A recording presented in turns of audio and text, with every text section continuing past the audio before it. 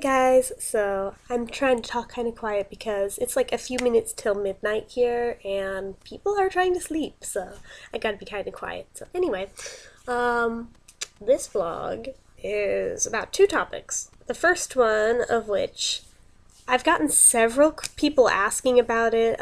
There's like a few videos where I've mentioned my insane library finds, and I've gotten questions about how exactly did I rack up such a crazy number, and what exactly was that number?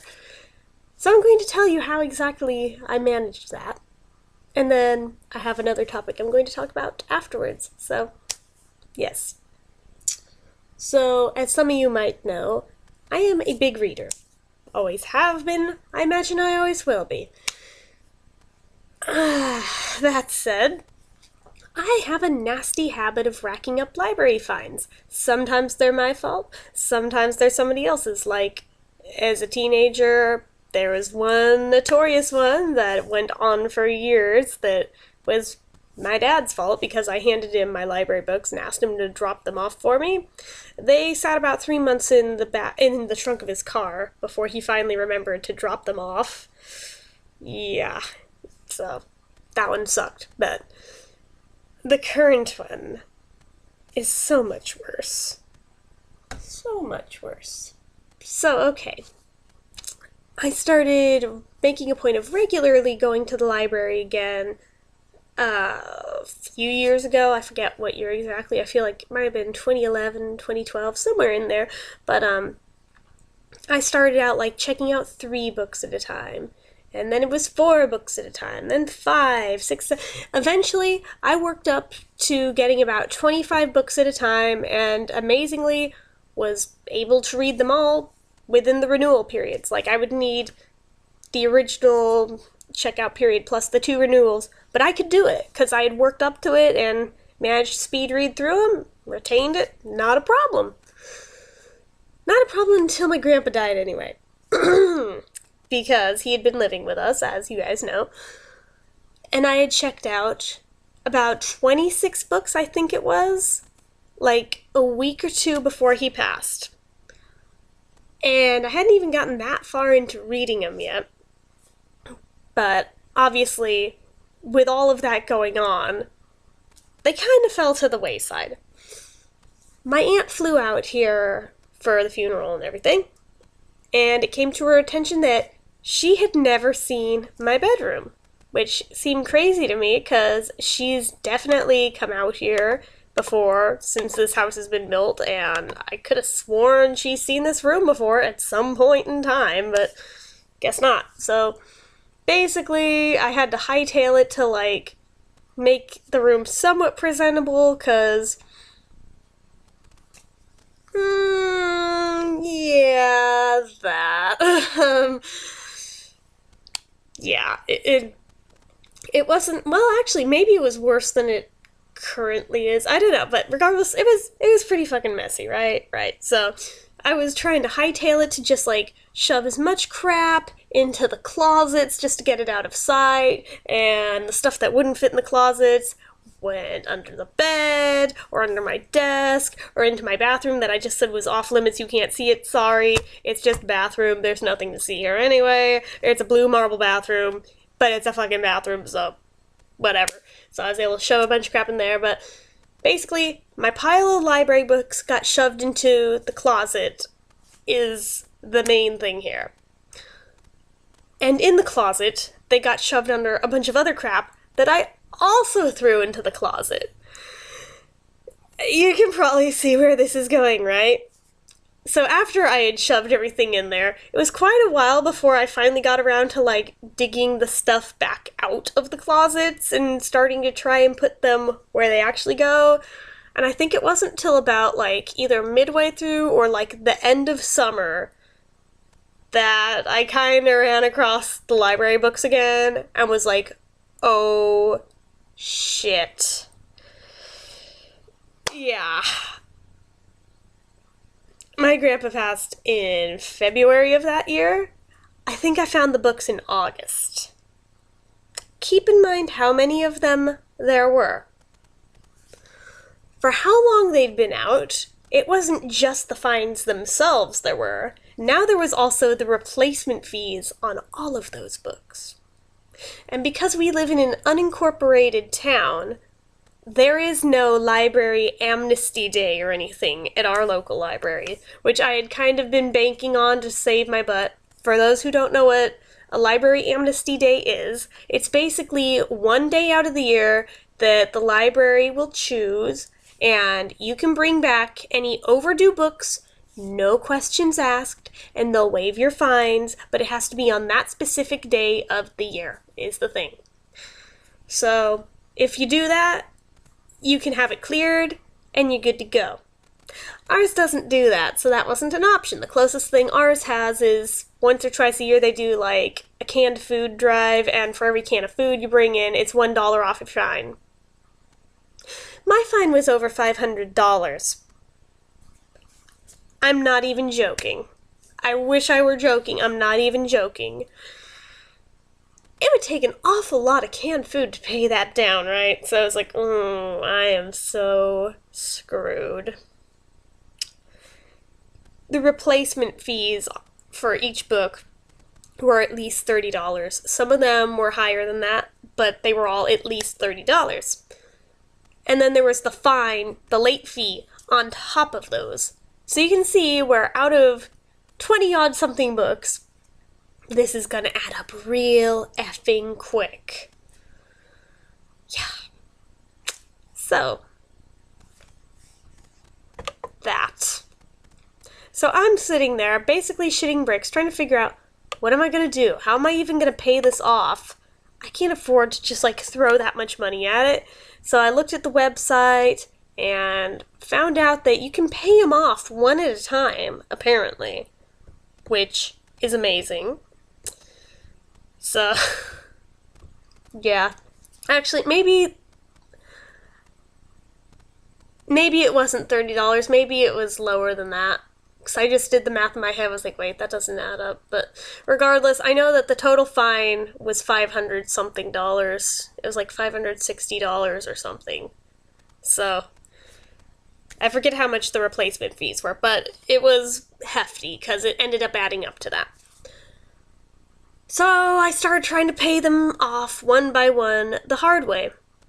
Until it dawned on me one day of, wait, let's try bringing one back and see if they waive the replacement fee. So I did, and they did. So I was like, oh my god. I have been doing this the hard way for how many months now? Because I was trying to pay off a book each month for several months.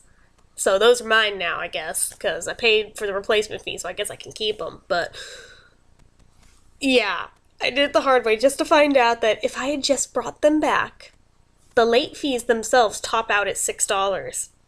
I could live with that. I would have had it totally paid off by now for all of them if I had just brought all of them back before I started paying anything. So, with that in mind, my bill is now down to 200 something. It's still a ways to go. Yeah, I'm like, how do I get myself into these things? Honestly, right now, my Christ, I don't even know. But yeah, I screen capped it and put it on Tumblr at the time. Because people were like, no, there's no way, man. There's no way you could have a fine that high. I was like, wanna bet? So I screen capped it and I posted it and was asking you guys, well, not you guys, but the people on Tumblr, what do I even do about this? And people were just kind of in shock and horror and were like, I don't even know. I guess you pay it or just never go to the library again. And for me, that's not an option. I'm going back. So, yeah. So I've been chipping away at it slowly, paying them off one by one, because I am the one who screwed it up, so gotta pay it down. But then it dawned on me, what if I just got an e-reader and started reading ebooks instead? I realized this little baby right here is cheaper than my outstanding fines. So I bought it. Obviously, given it's in my hand and all. That would be the second half of the topic that's in this video, is my new toy, my Kindle Paperwhite.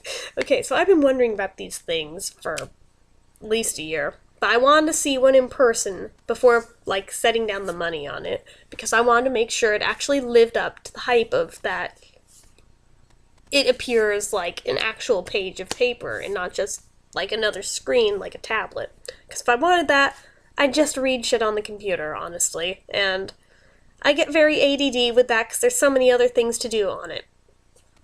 However, it totally lives up to its name. Like, this is with the brightness all the way down, but look at that. Look at that! Look how fucking cool that is. It just looks like a piece of paper. I mean, that doesn't sound that noteworthy until you bring this baby outside. You can read it. Like, I'm sure most of you have tried, like, bringing a phone or an iPod or something outside, and you know how you cannot read the effing screen in the sunlight? Not a problem with this. And it's a beautiful thing, because I've always wanted to be able to read outside, but my problem is that we live in an area where it's literally never not windy. It always flips the pages of my books, so I try to weight them down. It's constantly like a battle of having to move the weight around without damaging the book and getting it out of the way of where I'm trying to read and having to reposition it, and it's just so frustrating that it's like, it's not even worth it, I'm just going back inside. So it was very liberating going outside for like a couple hours today and reading on here and reading through like a fourth of a book, like just in a couple hours. I was like, oh my gosh, I'm loving this so hard. Yeah, that. So, my goodness, I'm just like, it's a dream come true. My sister bought one, and I fell in love with it and decided I needed to have one. And a couple days ago, it was Amazon's deal of the day. And I did free shipping. I don't even have Prime or anything. It's already here. Like, the day after they shipped it, it's here. It's in my hand. I've got it. It's a beautiful thing.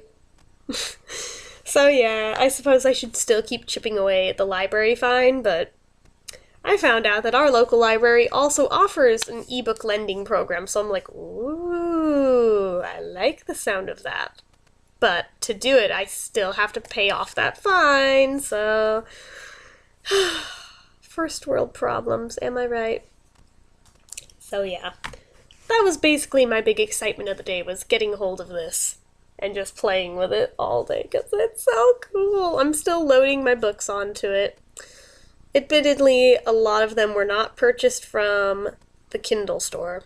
Most of them were downloaded online, not even in Kindle format, but I'm using the program Caliber to convert them into file formats that the Kindle can read. So that's pretty cool, I think, because I've got a lot of ebooks, and I had originally downloaded them with the intention of reading them on here.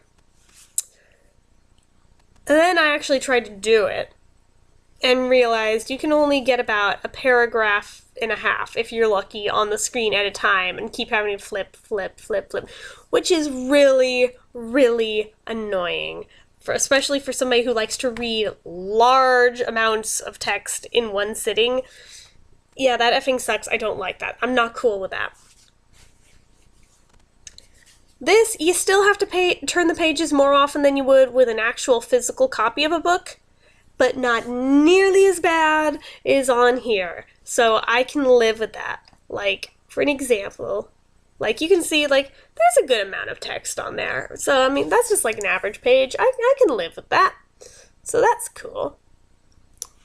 Bring it back to the menu, turn it back off so I can conserve my battery. Ooh, it is past midnight now. Screen off.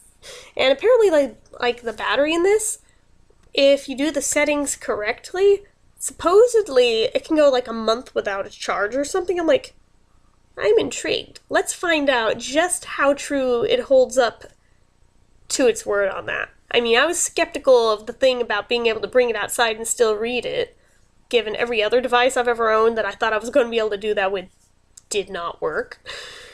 Like, my first laptop I ever bought, I totally thought I was going to be outside all the time on my laptop. It was going to be really awesome. I'm going to do so much writing, and I'm going to do so much reading, and still be outdoors, and yeah, it's going to be so liberating. And then I actually tried it. And even with the screen brightness turned all the way up, even with sitting in the shade, could still barely see what was on the screen. So that didn't really pan out. I did some outdoor writing at night a few times, but it seemed like it just attracted every moth and every bug to the brightness of the screen, and just, it wasn't worth it. So that was the end of that, and never really went back to that.